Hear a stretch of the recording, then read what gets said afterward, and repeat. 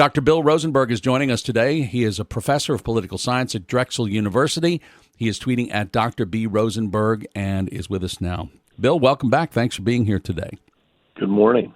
Frame up this big race tomorrow. We have Republican Roy Moore facing off against Doug Jones, the Democrat. Doug Jones is making this a case of character as well as somebody who can work alongside other, not just Democrats, but Republicans. Roy Moore is making this about the Washington conspiracy to keep him from getting to Washington, D.C. So what do you think is going to happen here? What is going to be the decision that voters are making?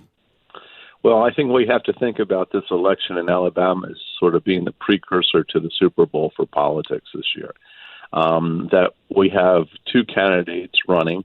The Republican side has Roy Moore, who is mired in controversy, and you have a Democrat who was not expected to be doing as well as he's doing. We have a race in Alabama where typically at the presidential level, the Republicans get 70% of the vote. So it's very much a tilted table towards the Republicans.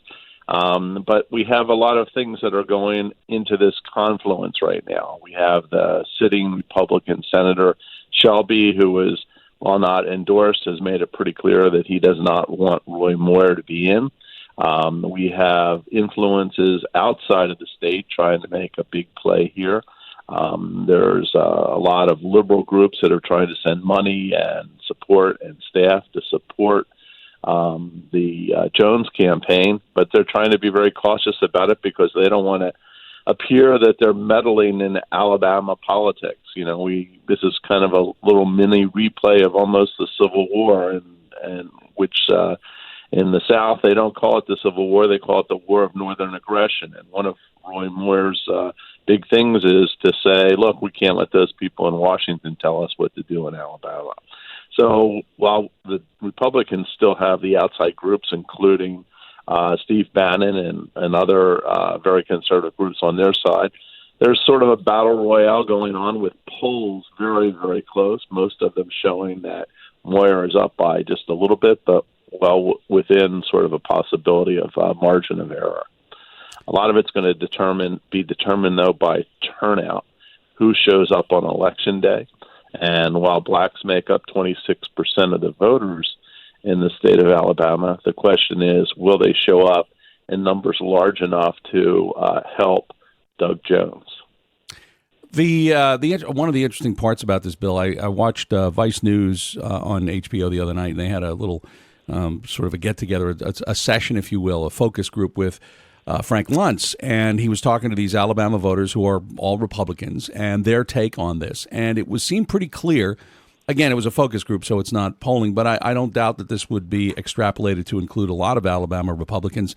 Their thinking is that this is all about Alabama's business, like you just said. It's about, we don't want the carpetbaggers from the North coming in to tell us what to do, but it's also about disbelieving a lot of the reports and almost any of the reports having to do with accusations against Roy Moore in the sense that they come from outside. I wonder how much the revelations of for example, CNN the other day had a report totally unrelated to this, but it had to do with a report about the Russian investigation into President Trump that they had to back off on. There have been other instances recently where there have been corrections made, and it just seems to me that even one or two of those play right into that narrative that Washington and the mainstream media are working for their own purposes and they're not looking at the truth. And I wonder if you could just, so you look at the media a lot, give us a sense of how that is playing out and whether or not the media in some ways is giving fuel to the arguments against their oversight of the election process. I think what we have to recognize is that this is an Alabama vote.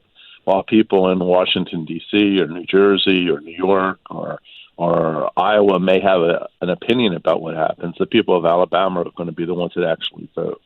And this plays into a little bit of the narrative, particularly of Donald Trump, about the fake news. Any time that the Moore campaign can discredit in some way a news story, they're going to say, look, it's those on the outside that are really trying to influence what we know should be the case in Alabama. One of the things, though, that I think gets lost in a lot of the conversation about the Senate race is that while there's really horrendous stories about the sexual abuse that was done by Roy Moore, he was not without controversy before those allegations started.